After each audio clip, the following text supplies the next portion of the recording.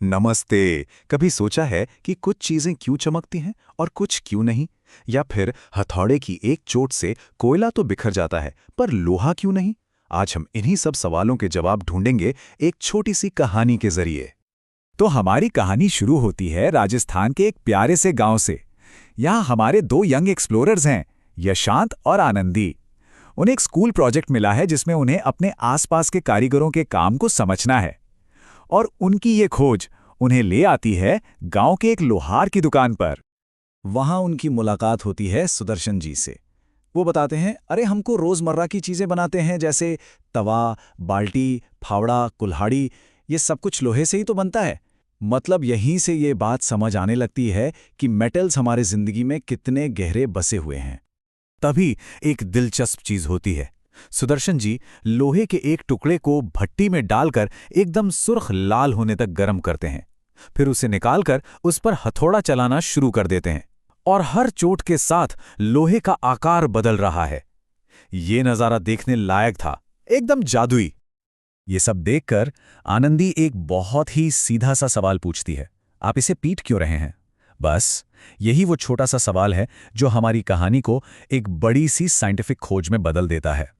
तो चलिए आनंदी के सवाल का जवाब ढूंढते हैं एक सिंपल से टेस्ट के साथ।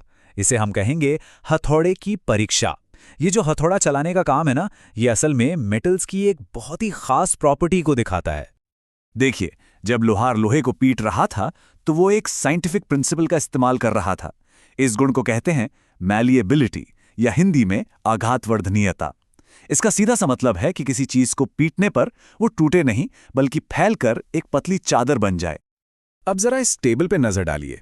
जब लोहे की कील या एल्यूमिनियम पर हथौड़ा पड़ता है तो वो चपटे हो जाते हैं, लेकिन जैसे ही कोयले या सल्फर पर चोट पड़ती है वो बिखर जाते हैं।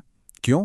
क्योंकि कोयला और सल्फर नॉन मेटल हैं और वो भंगूर होते हैं, मतलब ब्रिटल। यही तो है मेटल्स और नॉन मेटल्स के बीच एक बड़ा फर्क।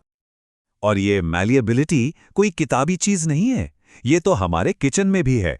खाना पैक करने वाली एल्युमिनियम फॉइल या मिठाइयों पर लगा वो चमकीला चांदी का वर्क, ये सब मेटल्स के इसी गुण का कमाल है। ठीक है, तो हमने देख लिया कि मेटल्स को पीटकर फैलाया जा सकता है, पर क्या उन्हें खींचा भी जा सकता है? और यहीं से खुलता है तारों का राज, जो मेटल्स की एक और कमाल की प्रॉपर्टी है। सोच कर देखिए, मेटल वायर्स कहाँ कहाँ नहीं हैं।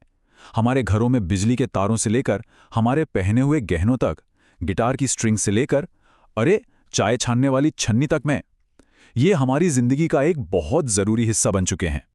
जिस गुण की वजह से मेटल्स को खींचकर इतने पतले तारों में बदला जा सकता है, उसे कहते हैं डक्टिलिटी या तन्यता।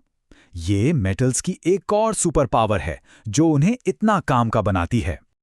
और अब एक हैरान कर देने वाला फैक्ट, अंदाजा लगाइए, सिर्फ 1 ग्राम सोने से कितना लंबा तार बन सकता होगा। यकीन करना मुश्किल है, पर सिर्फ 1 ग्राम सोने को खींचकर पूरे 2 किलोमीटर लंबा तार बनाया जा सकता है। जी हां, 2 किलोमीटर। और डक्टिलिटी का ये गुण सिर्फ छोटी मोटी चीजों तक ही सीमित नहीं है। स्टील की जबरदस्त तन्यता की वजह से ही बड़े बड़े केबल स्टेड पुल बनाना मुमकिन हो पाता है, जो हजारों टन वजन को आसानी से संभाल लेते हैं।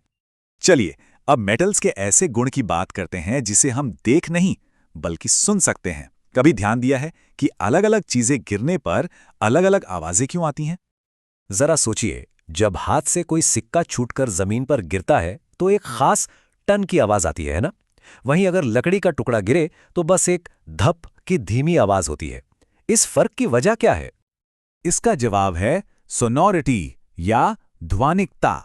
ये किसी चीज का वो गुण है जिसकी वजह से टकराने पर वो एक गूंजने वाली, खनकती हुई आवाज पैदा करता है। इसलिए तो हम कहते हैं कि मेटल्स सोनोरस होते हैं। और इसी गुण की वजह से स्कूल की घंटी दूर तक सुनाई देती है, पैरों में बंधे घुंघरू खनकते हैं और सितार या संतूर जैसे वाद्य यंत्रों से सुरीली धुनें निकलती हैं। ये हमारे चारों ओर संगीत और ध्वनियों की दुनिया बनाती है। अब आते हैं अपनी आखिरी और शायद सबसे जानी पहचानी खासियत पर। जरा किचन के बारे में सोचिए। खाना बनाने वाले पैन या पतीले तो मेटल के होते हैं, लेकिन उनके हैंडल अक्सर लकड़ी या प्लास्टिक के क्यों बने होते हैं? इसका जवाब भी एक आसान से प्रयोग में छुपा है। एक ग्लास में गर्म पानी लीजिए। अब उसमें एक स्टील का चम्मच और एक लकड़ी का चम्मच डाल दीजिए। बस कुछ पल रुकिए और फिर दोनों चम्मचों के ऊपरी सिरों को छूकर देखिए। नतीजा बिल्कुल साफ है। स्टील के चम्मच का हैंडल गर्म हो जाएगा, जबकि लकड़ी का चम्मच वैसा ही ठंडा रहता है।